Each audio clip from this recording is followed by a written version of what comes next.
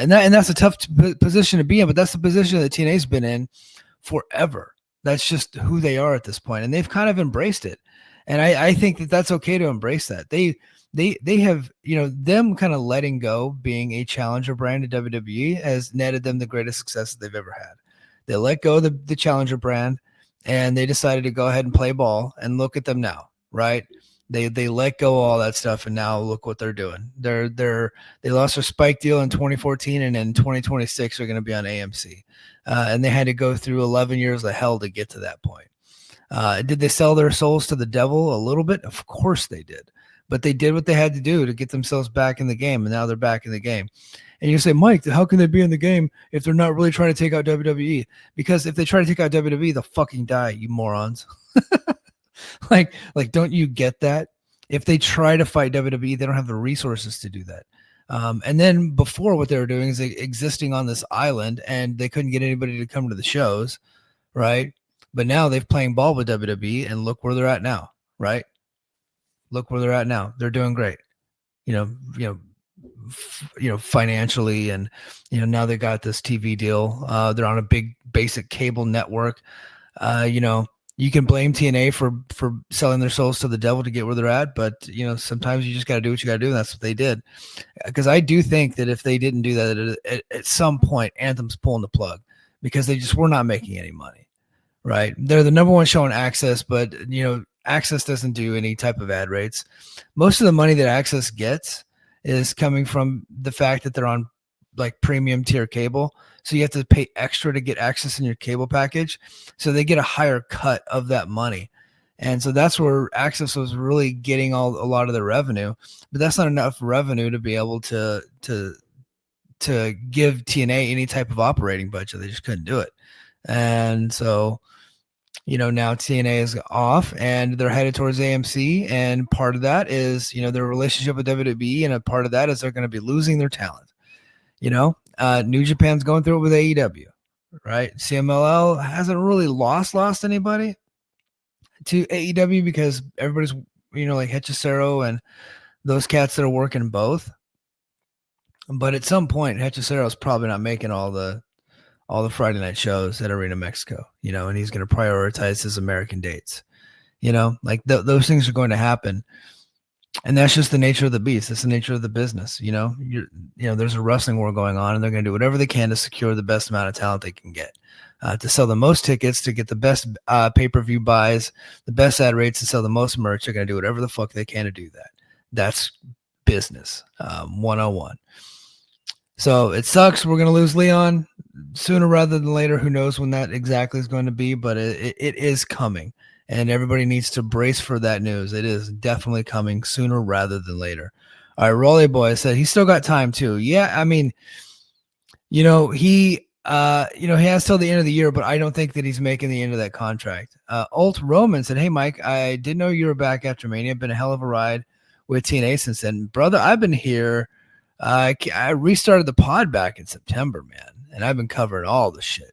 I've been in it, dude. I've been in it. But welcome back to the show. Glad to have you back." Rolly Boy says they don't have to let him go early, otherwise Hendry would have left after Mania. I fully believe that Hendry left shortly after Mania.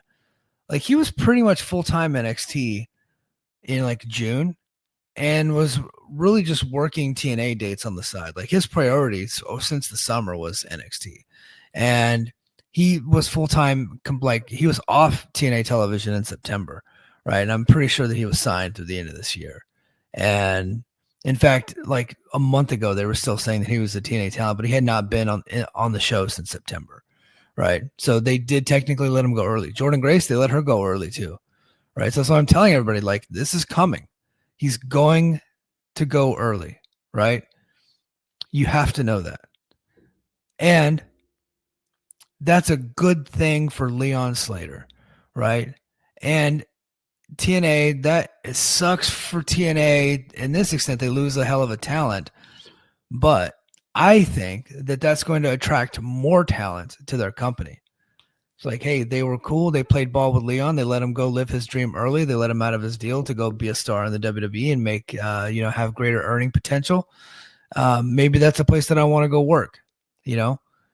other people that are really AEW pilled guys that want everybody to fight WWE at all times. Like that's the passion. And I think a lot of the AEW fans have lost some of their passion for the AEW product because AEW is not actively fighting WWE like in the public square, like they were when they were created, because they were absolutely born out of wanting to take down the Titan, right? They were this new company that was raging against the WWE machine. They wanted to change the landscape of professional wrestling and create it in their own image and be number one. They wanted to be the top wrestling promotion in the world. They have since given up on that dream, right? And so now some of the luster has worn off and some of the passion from their fan base has worn off because that was part of the deal when you became an AEW fan is you're taking down WWE. Now that is that's not possible. AEW is not powerful enough to take down the Titan, right?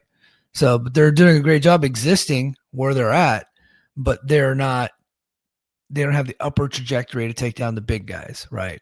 They're going to be number two and they're going to be proudly number two, and that's just where they're at. And kudos to them. They've done a great job.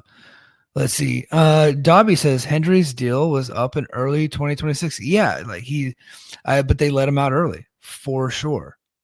Let's see. Raleigh Boy says sign fellow UK guy Michael Oku. I think Michael Oku, he's been working a lot of AEW Ring of Honor dates. So he seems to be earmarked for Ring of Honor and AEW, but for whatever reason, I haven't brought him over.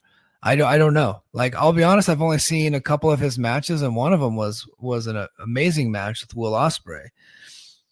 But Will Ospreay has amazing matches with goddamn everybody, right?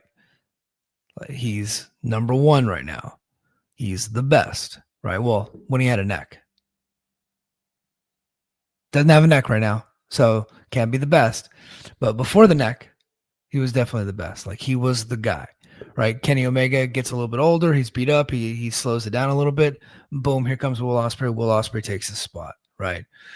I think that's Leon. Like, I think Leon's that next guy, right? He just will WWE let him be him? I don't know, right? I don't know if they'll let him be him. I would much rather he stay in TNA because TNA just lets him do his thing, and he does a great job, right? And he works really good main event style matches. He does. He's a big deal. But it is what it is. Speaking of free agents and contract, I think we're gonna have a quick show tonight, by the way. But speaking of free agents and contracts, this is a weird one. So Fightful Select reported, and Dobby, if you're in the chat still, you can correct me, but Fightful Select reported that TNA signed several of their pending free agents to some short-term deals, many of which were 90-day deals.